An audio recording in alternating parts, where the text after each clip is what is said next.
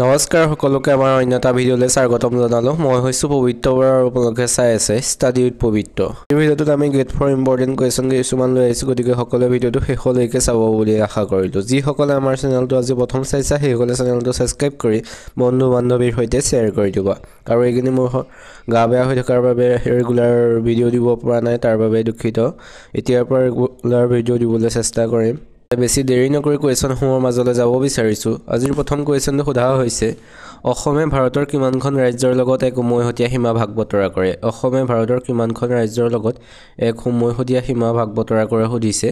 ইয়াৰ right এনচাৰটো হৈছে option A 7খন। অসমে ভাৰতৰ 7খন ৰাজ্যৰ লগত এক উমৈহতীয়া সীমা ভাগ বতৰা কৰে। এতিয়া আহিছোঁ তাৰপিছৰ 2 নম্বৰ কুৱেশ্যনটোলৈ। 2 নম্বৰ কুৱেশ্যনটো সুধিছে,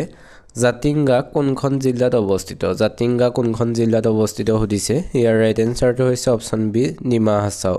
জাতিংগা ডিমা হাছাও জিলাত অৱস্থিত। এতিয়া আহিছোঁ তাৰপিছৰ 3 নম্বৰ কুৱেশ্যনটোলৈ। 3 নম্বৰ কুৱেশ্যনটো সুধিছে, অসমৰ কোনখন জিলাত সৰ্বাধিক চাহ বাগিচা আছে?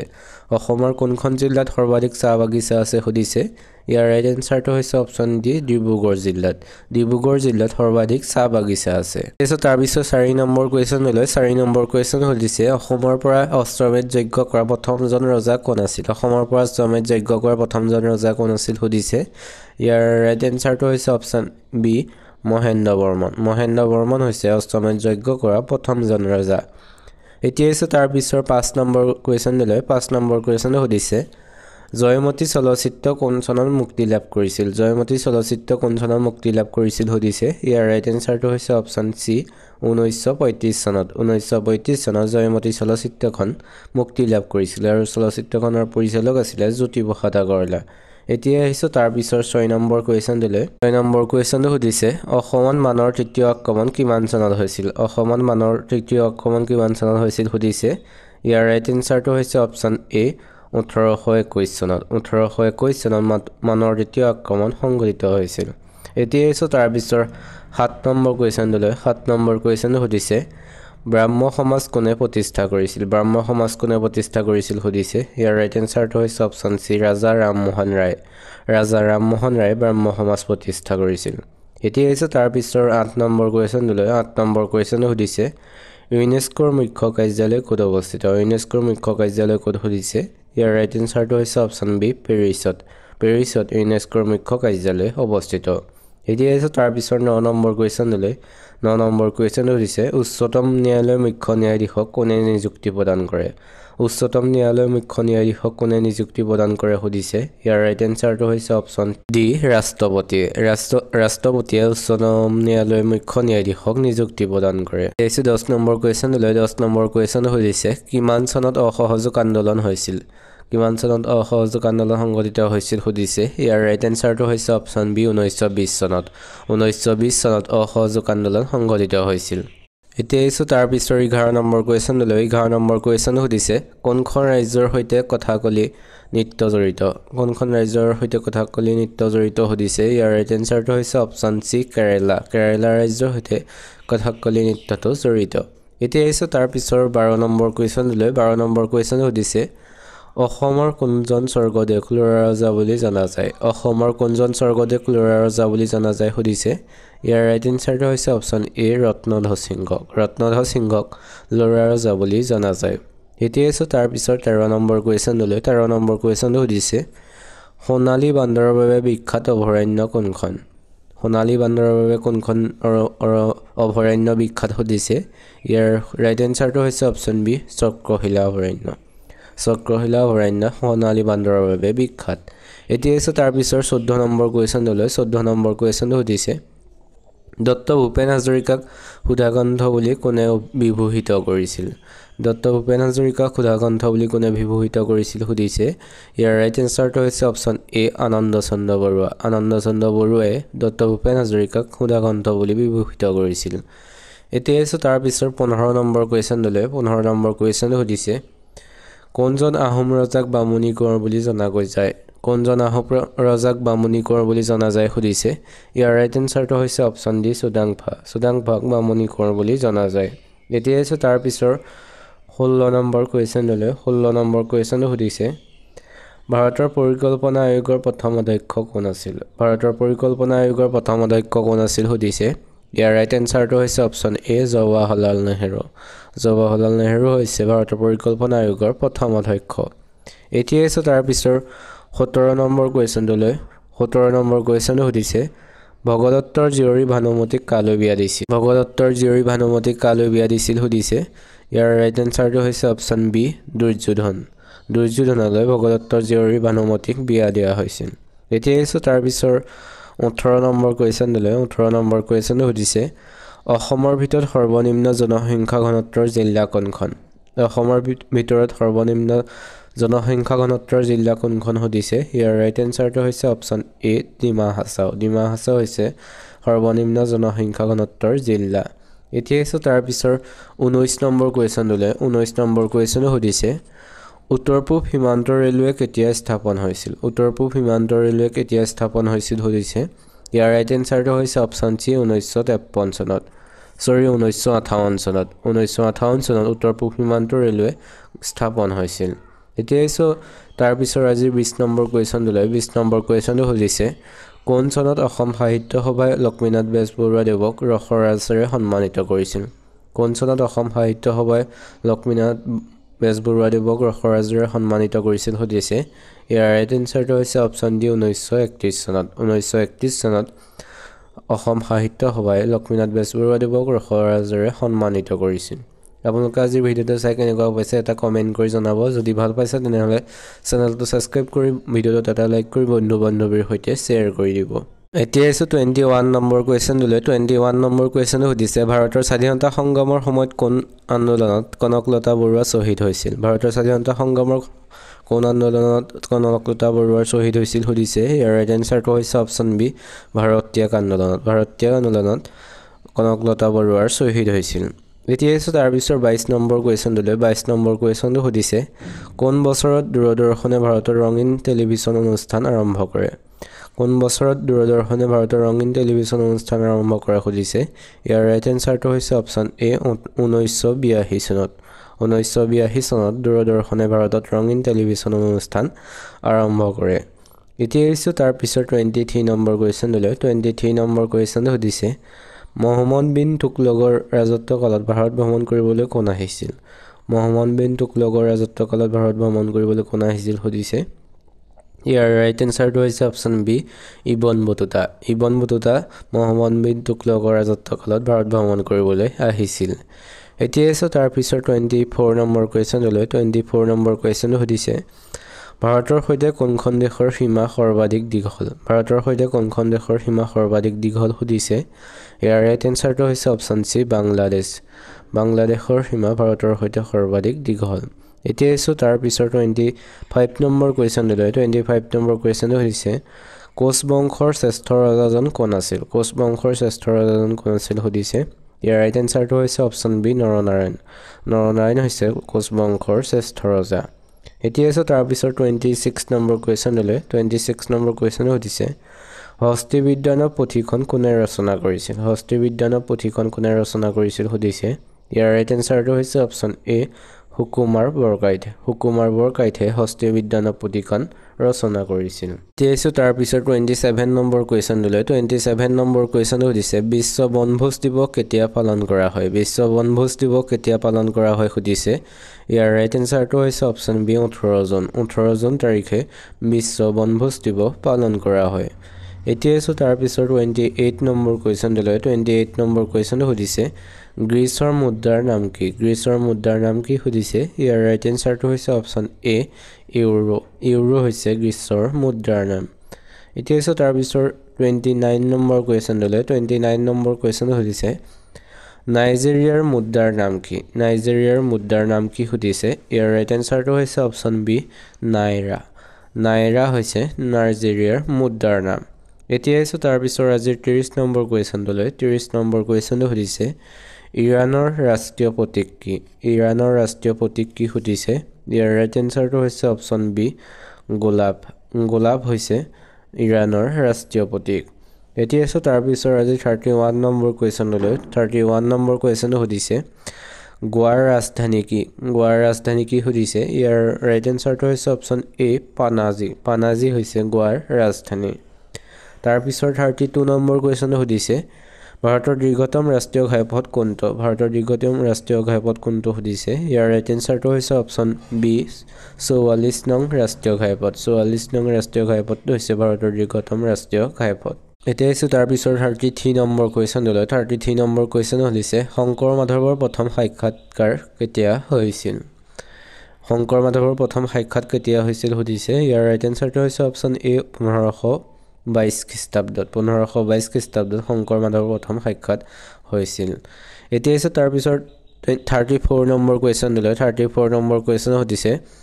প্ৰথম অসমীয়া কথা কবিতাৰ ৰচয়িতা কোন প্ৰথম অসমীয়া কথা কবিতাৰ ৰচয়িতা কোন সুধিছে ইয়াৰ ৰাইট এনসাৰটো হৈছে অপচন সি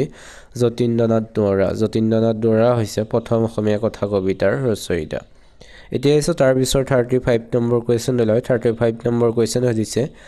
সাহিত্য একাডেমী পুৰস্কাৰপ্ৰাপ্ত প্ৰথম অসমীয়া পুথিখনৰ নাম কি সাহিত্য একাডেমী পুৰস্কাৰপ্ৰাপ্ত প্ৰথম অসমীয়া পুথিখনৰ নাম কি সুধিছে ইয়াৰ ৰাইট এনসাৰটো হৈছে অপচন বি বনফুল বনফুল হৈছে সাহিত্য একাডেমী পুৰস্কাৰপ্ৰাপ্ত প্ৰথম অসমীয়া পুথি আৰু এখন লিখিছিল যতীন্দ্ৰনাথ দুৱৰাদেৱে এইকেইটা আছিল আজিৰ কুৱেশ্যন আপোনালোকে কেনেকুৱা পালে সকলোৱে কমেণ্ট কৰি জনাব এতিয়া আহকচোন আমি আগৰ পাৰ্টত যিসমূহ কুৱেশ্যন আলোচনা কৰিলোঁ সেইসমূহ চাওঁ যিসকলে আগৰ পাৰ্টটো চালে সেইসকলে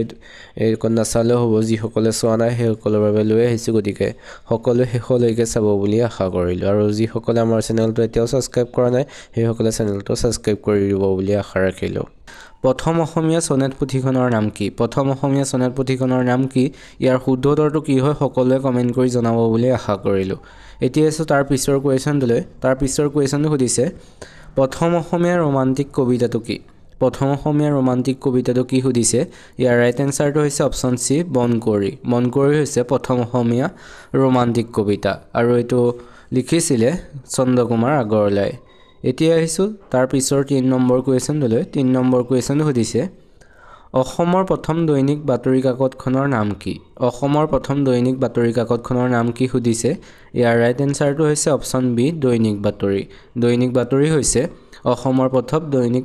বাতৰি কাকত আৰু এইখনৰ প্ৰথম সম্পাদক আছিল নীলমণি ফুকন এতিয়া আহিছোঁ তাৰ পিছৰ 4 নম্বৰ কুৱেশ্যনটোলৈ 4 নম্বৰ কুৱেশ্যনটো সুধিছে বাংলা ছবিত অভিনয় কৰা প্ৰথম অসমীয়া শিল্পী কোন বাংলা ছবিত অভিনয় কৰা প্ৰথম অসমীয়া শিল্পী কোন সুধিছে ইয়াৰ ৰাইট এনসাৰটো হৈছে অপচন এ প্ৰমথেশ বৰুৱা হৈছে বাংলা ছবিত অভিনয় কৰা প্ৰথম অসমীয়া শিল্পী তেখেতে টাকাই কিনি গোলাম নামৰ ছবিখনত অভিনয় কৰিছিল এতিয়া আহিছোঁ তাৰ পিছৰ 5 নম্বৰ কুৱেশ্যনটোলৈ 5 নম্বৰ কুৱেশ্যন সুধিছে উপন্যাসৰ আধাৰত নিৰ্মিত প্ৰথম অসমীয়া ছবিখনৰ নাম কি উপন্যাসৰ আধাৰত নিৰ্মিত প্ৰথম অসমীয়া ছবিখনৰ নাম কি সুধিছে ইয়াৰ ৰাইট এনসাৰটো হৈছে অপচন সি মনুমতি হৈছে উপন্যাসৰ আধাৰত নিৰ্মিত প্ৰথম অসমীয়া ছবি আৰু এইখনৰ পৰিচালক আছিল ৰোহিণী কুমাৰ বৰুৱা এতিয়া আহিছোঁ তাৰ পিছৰ 6 নম্বৰ কুৱেশ্যনলৈ 6 নম্বৰ কুৱেশ্যনটো সুধিছে অসমৰ প্ৰথমটো তেল শোধনাগাৰ কিমান চনত স্থাপিত হৈছিল অসমৰ প্ৰথমটো তেল শোধনাগাৰ কিমান চনত স্থাপিত হৈছিল সুধিছে ইয়াৰ ৰাইট এনসাৰটো হৈছে অপচন ডি 1901 চনত অসমৰ প্ৰথমটো তেল শোধনাগাৰ স্থাপিত হৈছিল আৰু সেই তেল শোধনাগাৰটোৰ নাম হৈছে ডিগবৈ তেল শোধনাগাৰ এতিয়া আছে তাৰ পিছৰ 7 নম্বৰ কুৱেশ্যনটোলৈ 7 নম্বৰ কুৱেশ্যনটো সুধিছে গুৱাহাটী বিশ্ববিদ্যালয়ৰ প্ৰথম অসমীয়া উপাচাৰ্য কোন আছিল গুৱাহাটী বিশ্ববিদ্যালয়ৰ প্ৰথম অসমীয়া উপাচাৰ্য কোন আছিল সুধিছে ইয়াৰ ৰাইট এনসাৰটো হৈছে অপচন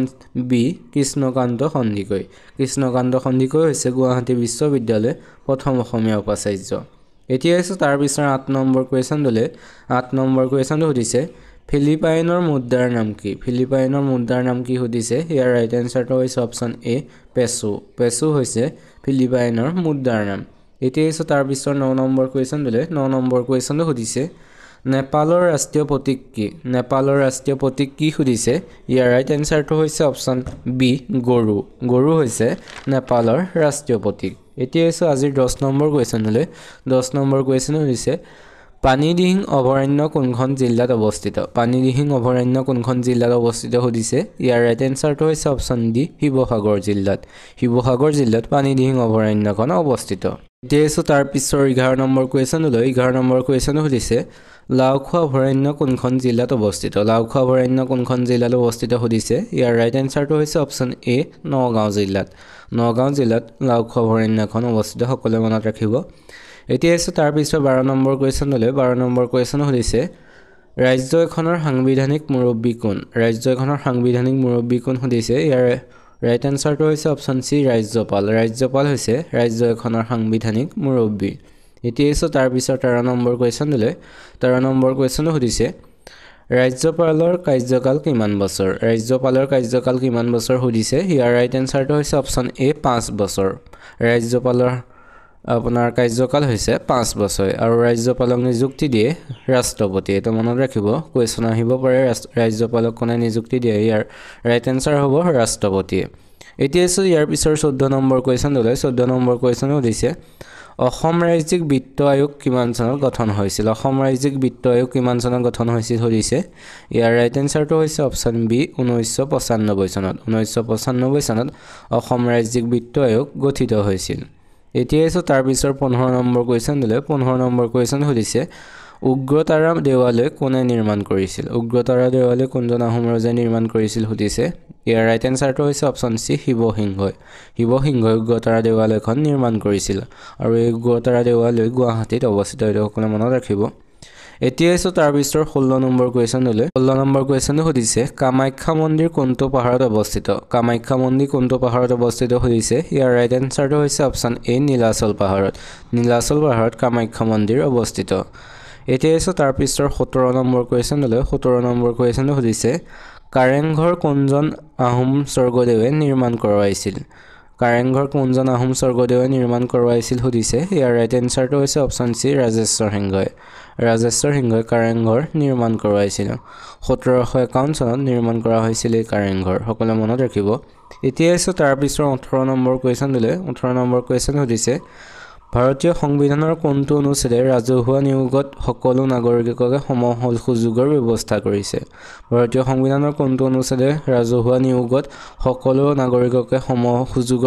কৰিছে সুধিছে ইয়াৰ ৰাইট এনসাৰটো হৈছে অপচন এ অনুচ্ছেদ 16ৰ জৰিয়তে ৰাজহুৱা নিয়োগত সকলো নাগৰিককে সম সুযোগৰ ব্যৱস্থা কৰিছে এতিয়া আছে তাৰ পিছৰ 19 নম্বৰ কুৱেশ্যন সুধিছে কোন বছৰত মৌলিক কৰ্তব্যসমূহ ভাৰতীয় সংবিধানত অন্তৰ্ভুক্ত কৰা হৈছিল সুধিছে ইয়াৰ ৰাইট এনসাৰটো হৈছে অপচন ডি 1976 চনত 1976 চনত মৌলিক কৰ্তব্যসমূহ ভাৰতীয় সংবিধানত অন্তৰ্ভুক্ত কৰা হৈছিল এতিয়া আছে তাৰ পিছৰ 20 নম্বৰ কুৱেশ্যনলৈ 20 নম্বৰ কুৱেশ্যন সুধিছে ভাৰতত প্ৰথমবাৰ সংশোধনী কেতিয়া গৃহীত হৈছিল সুধিছে ইয়াৰ ৰাইট এনসাৰটো হৈছে অপচন এ 1951 চনত ভাৰতত প্ৰথমবাৰ সংশোধনী গৃহীত হৈছিল আপোনালোকে ভিডিঅটো চাই কেনেকুৱা পাইছে সকলোৱে কমেন্ট কৰি জনাব যদি ভাল পাইছে তেনেহলে চেনেলটো সাবস্ক্ৰাইব কৰি ভিডিঅটোত এটা লাইক কৰি বন্ধু বান্ধৱীৰ সৈতে শ্বেয়াৰ কৰি দিব এতিয়া আছে তাৰ পিছৰ 21 নম্বৰ কুৱেশ্যনলৈ 21 নম্বৰ কুৱেশ্যন সুধিছে সংবিধানৰ কিমানতম সংশোধনী অনুসৰি ভাৰতীয় সংবিধানত নাগৰিকৰ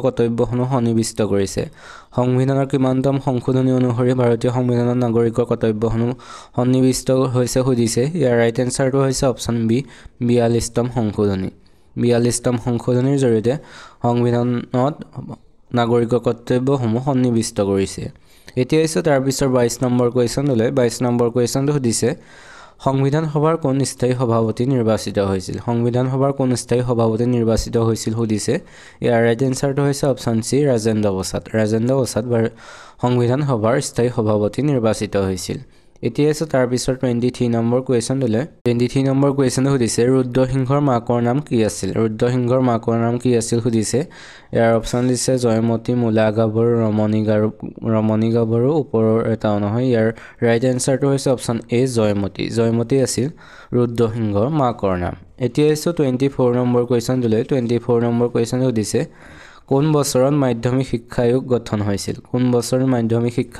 হৈছিল সুধিছে ইয়াৰ ৰাইট এনসাৰটো হৈছে অপচন সি 1952 চনত মাধ্যমিক শিক্ষা আয়োগ গঠন হৈছিল এতিয়া আছে তাৰ পিছৰ 25 নম্বৰ কুৱেশ্যনলৈ 25 নম্বৰ কুৱেশ্যন সুধিছে ভাৰতৰ ক'ত প্ৰথম কপাহী কল প্ৰতিষ্ঠা হৈছিল ভাৰতৰ ক'ত প্ৰথম কপাহী কল প্ৰতিষ্ঠা হৈছিল সুধিছে ইয়াৰ ৰাইট এনসাৰটো হৈছে অপচন বি কলকাতাত প্ৰথম কপাহী কল প্ৰতিষ্ঠা হৈছিল এতিয়া তাৰ পিছৰ 26 নম্বৰ কোৱেশ্চনলৈ 26 নম্বৰ কোৱেশ্চন সুধিছে আহাৰৰ পৰা কি মৌল পোৱা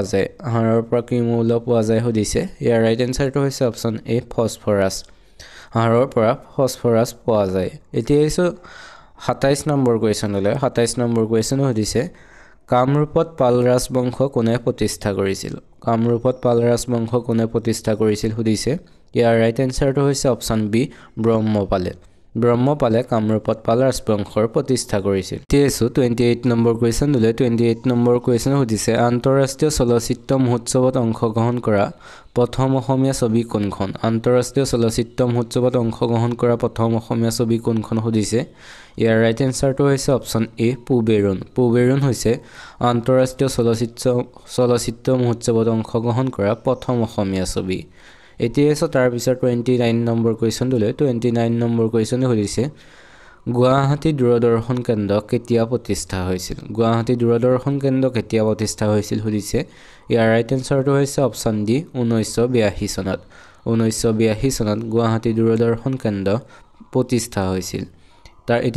পিছৰ আজি 30 নম্বৰ কোৱেশ্চনলৈ 30 নম্বৰ কোৱেশ্চন সুধিছে ডিস্কভাৰী অফ আছাম কোনে লিখিছিল গ্ৰন্থখন কোনে লিখিছিল সুধিছে ইয়াৰ ৰাইট এনসাৰটো হৈছে অপচন এ সতীশ চন্দ্ৰ কাকতিয়ে ডিস্কভাৰী অফ আছাম গ্ৰন্থখন লিখিছিল আৰু ডিস্কভাৰী অফ ইণ্ডিয়া লিখিছিল জৱাহৰলাল নেহৰুৱে সকলোৱে মনত ৰাখিব এতিয়া তাৰ পিছৰ 31 নম্বৰ কোৱেশ্চনলৈ 31 নম্বৰ কোৱেশ্চন সুধিছে আমাৰ শৰীৰৰ আটাইতকৈ ডাঙৰ গ্ৰন্থি কোনটো সুধিছে ইয়াৰ ৰাইট এনসাৰটো হৈছে অপচন সি যকৃত হৈছে আমাৰ শৰীৰৰ আটাইতকৈ ডাঙৰ গ্ৰন্থি এতিয়া তাৰ পিছৰ 32 নম্বৰ কোৱেশ্চনলৈ 32 নম্বৰ কোৱেশ্চন সুধিছে তলৰ কোনখন গ্ৰন্থ মেগাস্থেনিছে ৰচনা কৰিছিল সুধিছে ইয়াৰ ৰাইট এনসাৰটো হৈছে অপচন এ ইণ্ডিকা গ্ৰন্থখন মেগাস্থেনিছে ৰচনা কৰিছিল এতিয়া তাৰ পিছৰ 33 নম্বৰ কোৱেশ্চনলৈ 33 নম্বৰ কোৱেশ্চন সুধিছে দাস বংশৰ প্ৰতিষ্ঠাতা কোন আছিল সুধিছে ইয়াৰ ৰাইট এনসাৰটো হৈছে অপচন বি কুতুবুদ্দিন আইবাক আছিল দাস বংশৰ প্ৰতিষ্ঠাতা এতিয়া তাৰ পিছৰ 34 নম্বৰ কোৱেশ্চনলৈ 34 নম্বৰ কোৱেশ্চন সুধিছে তাইমুৰে কেতিয়া ভাৰত আক্ৰমণ কৰিছিল সুধিছে ইয়াৰ ৰাইট এনসাৰটো হৈছে অপচন ডি 1398 চনত তাইমুৰে ভাৰত আক্ৰমণ কৰিছিল এতিয়া তাৰ পিছত 35 নম্বৰ কোৱেশ্চনলৈ 35 নম্বৰ কোৱেশ্চন সুধিছে পানিপথৰ প্ৰথম যুদ্ধ কেতিয়া হৈছিল কিমান চনত হৈছিল সুধিছে ইয়াৰ ৰাইট এনসাৰটো হৈছে অপচন এ 1526 চনত পানিপথৰ প্ৰথম যুদ্ধ সংঘটিত হৈছিল এতিয়া তাৰ পিছত 36 নম্বৰ কোৱেশ্চনলৈ 36 নম্বৰ কোৱেশ্চন সুধিছে গান্ধীজীয়ে অসহযোগ আন্দোলন কেতিয়া আৰম্ভ কৰিছিল সুধিছে ইয়াৰ ৰাইট এনসাৰটো হৈছে অপচন সি 1920 চনত গান্ধীজীয়ে অসহযোগ আন্দোলনৰ আৰম্ভ কৰিছিল এতিয়া তাৰ পিছত 37 নম্বৰ কোৱেশ্চনলৈ 37 নম্বৰ কোৱেশ্চন সুধিছে ভাৰতৰ বৃহত্তম ৰাজ্য কোনখন সুধিছে ইয়াৰ ৰাইট এনসাৰটো হৈছে অপচন এ ৰাজস্থান হৈছে ভাৰতৰ বৃহত্তম ৰাজ্য এতিয়া তাৰ পিছত 38 নম্বৰ কোৱেশ্চনলৈ 38 নম্বৰ কোৱেশ্চন সুধিছে আজি বন্দুকি চন্দ্ৰে শীৰ্ষক গীতটিৰ ৰচক কোন 38 নম্বৰ কোৱেশ্চনলৈ সুধিছে প্ৰতিমাৰ খনিকৰ বুলি কাক কোৱা হয় সুধিছে ইয়াৰ ৰাইট এনসাৰটো হৈছে অপচন বি চন্দ্ৰকুমাৰ আগৰৱালাক প্ৰতিমাৰ খনিকৰ বুলি কোৱা হয় এতিয়া তাৰ পিছৰ 39 নম্বৰ কোৱেশ্চনলৈ 39 নম্বৰ কোৱেশ্চন সুধিছে আজি বন্দুকি চন্দ্ৰে শীৰ্ষক গীতটিৰ ৰচক কোন সুধিছে ইয়াৰ ৰাইট এনসাৰটো হৈছে অপচন এ অম্বিকাগিৰি ৰায়চৌধুৰী হৈছে আজি বন্দুকি চন্দ্ৰে শীৰ্ষক গীতটিৰ ৰচক এতিয়া আজিৰ 40 নম্বৰ কোৱেশ্চনলৈ 40 নম্বৰ কোৱেশ্চন সুধিছে অসম আক্ৰমণ কৰা প্ৰথম তুৰ্কী সেনাপতি কোন আছিল সুধিছে ইয়াৰ ৰাইট এনসাৰটো হৈছে অপচন সি মহম্মদ বিন বখতিয়াৰ হৈছে অসম আক্ৰমণ কৰা প্ৰথম তুৰ্কী সেনাপতি এতিয়া এসো তাৰ পিছৰ 41 নম্বৰ কোৱেশ্চন দলে 41 নম্বৰ কোৱেশ্চন হৈছে অসম চুক্তি স্বাক্ষৰ কৰাৰ সময়ত ভাৰতৰ প্ৰধানমন্ত্ৰী কোন আছিল অসম চুক্তি স্বাক্ষৰ কৰাৰ সময়ত ভাৰতৰ প্ৰধানমন্ত্ৰী কোন আছিল হৈছে ইয়াৰ ৰাইট এনসাৰটো হৈছে অপচন এ ৰাজীৱ গান্ধী হৈছে অসম চুক্তি স্বাক্ষৰ কৰাৰ সময়ত তেখেত ভাৰতৰ প্ৰধানমন্ত্ৰী আছিল এতিয়া এসো তাৰ পিছৰ 42 নম্বৰ কোৱেশ্চন দলে 42 নম্বৰ কোৱেশ্চন হৈছে মনিৰাম দেৱানৰ সৈতে কাক ফাঁসি দিয়া হৈছিল মনিৰাম দেৱানৰ সৈতে কাক ফাঁসি দিয়া হৈছিল সুধিছে ইয়াৰ ৰাইট এনসাৰটো হৈছে অপচন বি পিয়লি বৰুৱাক মনিৰাম দেৱানৰ সৈতে ফাঁসি দিয়া হৈছিল এতিয়া এসো তাৰ পিছৰ 43 নম্বৰ কোৱেশ্চন হলে 43 নম্বৰ কোৱেশ্চন সুধিছে অসমীয়া সাহিত্যৰ বুৰঞ্জী শীৰ্ষক গ্ৰন্থখনৰ লেখক কোন অসমীয়া সাহিত্যৰ বুৰঞ্জী গ্ৰন্থখনৰ লেখক কোন সুধিছে ইয়াৰ ৰাইট এনসাৰটো হৈছে অপচন সি দেবেন্দ্ৰনাথ বেজবৰুৱা হৈছে অসমীয়া সাহিত্যৰ বুৰঞ্জী গ্ৰন্থখনৰ লেখক এতিয়া এসো তাৰ পিছৰ 44 নম্বৰ কোৱেশ্চন দলে 44 নম্বৰ কোৱেশ্চন সুধিছে কোনখন জিলাক অসমৰ পৰা পৃথক কৰি পাকিস্তানক দিয়া হৈছিল কোনখন জিলাক অসমৰ পৰা পৃথক কৰি পাকিস্তানক দিয়া হৈছিল সুধিছে ইয়াৰ ৰাইট এনসাৰটো হৈছে অপচন এ সিলেট জিলাক অসমৰ পৰা পৃথক কৰি পাকিস্তানক দিয়া হৈছিল এতিয়া এসো তাৰ পিছৰ 45 নম্বৰ কোৱেশ্চন দলে 45 নম্বৰ কোৱেশ্চন সুধিছে মাদাৰ টেৰেছাই কিমান চনত শান্তিৰ বিষয়ে নোবেল বঁটা লাভ কৰিছিল মাদাৰ টেৰেছাই কিমান চনত শান্তিৰ নোবেল বঁটা লাভ কৰিছিল সুধিছে ইয়াৰ ৰাইট এনসাৰটো হৈছে অপচন সি 1979 চনত 1979 চনত মাদাৰ টেৰেছাৰ শান্তিৰ বিষয়ে নোবেল বঁটা লাভ কৰিছিল এতিয়া এসো তাৰ পিছৰ আজি 46 নম্বৰ কোৱেশ্চন লৈ 46 নম্বৰ কোৱেশ্চন সুধিছে সৌৰজগতৰ আটাইতকৈ বেগী গ্ৰহ কোনটো সুধিছে ইয়াৰ ৰাইট এনসাৰটো হৈছে অপচন এ বুধ গ্ৰহ হৈছে সৌৰজগতৰ আটাইতকৈ বেগী গ্ৰহ এতিয়া এসো তাৰ পিছৰ 47 নম্বৰ কোৱেশ্চন দলে 47 নম্বৰ কোৱেশ্চন সুধিছে বজ্ৰপাতৰ দেশ বুলি কোনখন দেশক কোৱা হয় সুধিছে ইয়াৰ ৰাইট এনসাৰটো হৈছে অপচন সি ভূটানক বজ্ৰপাতৰ দেশ বুলি কোৱা হয় এতিয়া এসো তাৰ পিছৰ 48 নম্বৰ কোৱেশ্চন দলে 48 নম্বৰ কোৱেশ্চন সুধিছে পশ্চিম বংগৰ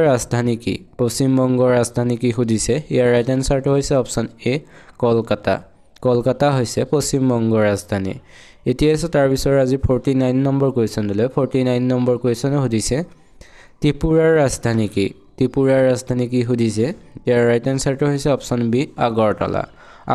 হৈছে ত্ৰিপুৰাৰ ৰাজধানী তাৰ পিছতে হৈছে আজিৰ 50 নম্বৰ কোৱেশ্চন দলে 50 নম্বৰ কোৱেশ্চন সুধিছে নাগালেণ্ডৰ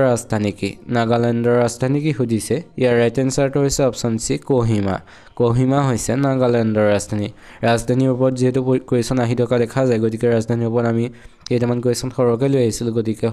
ইয়াৰ উত্তৰবোৰ শুদ্ধকৈ কৰিব পাৰিছে নে নাই সকলোৱে কমেন্ট কৰি জনাব এতিয়া তাৰ পিছৰ 51 নম্বৰ কোৱেশ্চন দলে 51 নম্বৰ কোৱেশ্চন সুধিছে কলিয়াভোমৰা দলংখনে কোন দুখন ঠাইক সংযোগ কৰিছিল সুধিছে ইয়াৰ ৰাইট এনসাৰটো হৈছে অপচন এ শোণিতপুৰ আৰু নগাঁও জিলা কলিয়াভোমৰা দলংখনে শোণিতপুৰ আৰু নগাঁও জিলাক সংযোগ কৰিছে এতিয়া তাৰ পিছৰ 52 নম্বৰ কোৱেশ্চন দলে 52 নম্বৰ কোৱেশ্চন সুধিছে হালধীয়া চৰাইয়ে বাওধান খায় কাৰ ৰচনা সুধিছে ইয়াৰ ৰাইট এনসাৰটো হৈছে অপচন সি হোমেন বৰগোহাঁই হালধীয়া চৰাইয়ে বাওধান খায় গ্ৰন্থখন ৰচনা কৰিছিল এতিয়া তাৰ পিছৰ 53 নম্বৰ কোৱেশ্চন দলে 53 নম্বৰ কোৱেশ্চন সুধিছে বিশ্ব স্বাস্থ্য সংস্থাৰ মুখ্য কাৰ্যালয় ক'ত আছে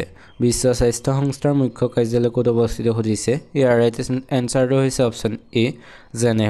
জেনেভাত বিশ্ব স্বাস্থ্য সংস্থাৰ মুখ্য কাৰ্যালয় অৱস্থিত এতিয়া তাৰ পিছৰ 54 নম্বৰ কোৱেশ্চন দলে 54 নম্বৰ কোৱেশ্চন সুধিছে অসমৰ প্ৰাচীনতম শাসকগৰাকী কোন আছিল সুধিছে ইয়াৰ ৰাইট এনসাৰটো হৈছে অপচন সি মহিৰংগ দানৱ হৈছে অসমৰ প্ৰাচীনতম শাসক এতিয়া তাৰ পিছৰ 55 নম্বৰ কোৱেশ্চন দলে 55 নম্বৰ কোৱেশ্চন সুধিছে শালস্তম্ভ বংশৰ প্ৰতিষ্ঠাপক কোন আছিল সুধিছে ইয়াৰ ৰাইট এনসাৰটো হৈছে অপচন এ শালস্তম্ভ হৈছে শালস্তম্ভ বংশৰ প্ৰতিষ্ঠাপক এতিয়া তাৰ পিছৰ 56 নম্বৰ কোৱেশ্চন দলে 56 নম্বৰ কোৱেশ্চন সুধিছে ভাৰত ৰত্ন সন্মান পোৱা প্ৰথম অসমীয়া কোন আছিল সুধিছে ইয়াৰ ৰাইট এনসাৰটো হৈছে অপচন বি গোপীনাথ বৰদলৈ হৈছে ভাৰত ৰত্ন সন্মান পোৱা প্ৰথম অসমীয়া এতিয়া তাৰ পিছৰ 7 নম্বৰ কুৱেশ্যনলৈ 57 নম্বৰ কুৱেশ্যন সুধিছে আমাৰ সৌৰজগতৰ আটাইতকৈ ডাঙৰ গ্ৰহ কোনটো আমাৰ সৌৰজগতৰ আটাইতকৈ ডাঙৰ গ্ৰহ কোনটো সুধিছে ইয়াৰ ৰাইট এনসাৰটো হৈছে অপচন সি বৃহস্পতি বৃহস্পতি হৈছে